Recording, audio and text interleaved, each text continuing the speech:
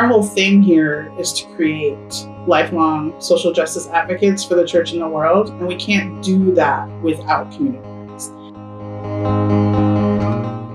It's so imperative to our program. We do a lot of education, we do a lot of sharing. We bring in speakers who have been doing the work of social justice for years, and we try to partner with people who have boots on the ground doing the work, and serving the communities.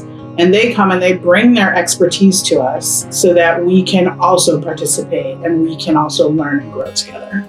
I think it's really important to have these weekly community nights because every other day of the week we come home, we're exhausted, we kind of just go our separate ways unless we're eating dinner. So by having this designated time where we're all together, we can really just be present and engage with whatever event we're doing, whether it's a site visit or a Zoom or the documentary we did last week. It's a good opportunity to connect. I like having this intentional time set where we can learn about each other and what the struggles we're going through at each of our different work site.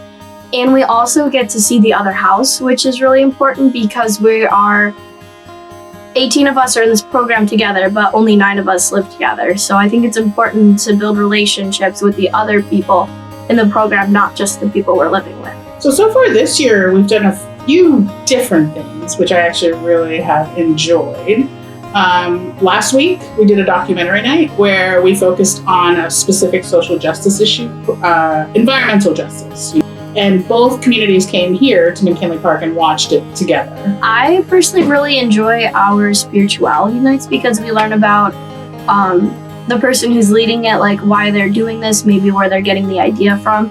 And then it's something that we can participate in as a whole group where we kind of can feel more connected to each other. And then once a month we do a house meeting, and house coordinators, we're not there for that, but it's a time for the community to address any issues that might come up. We really just had a moment where we were very vulnerable with each other and just kind of learned more about our backgrounds and what we see ourselves doing in the future.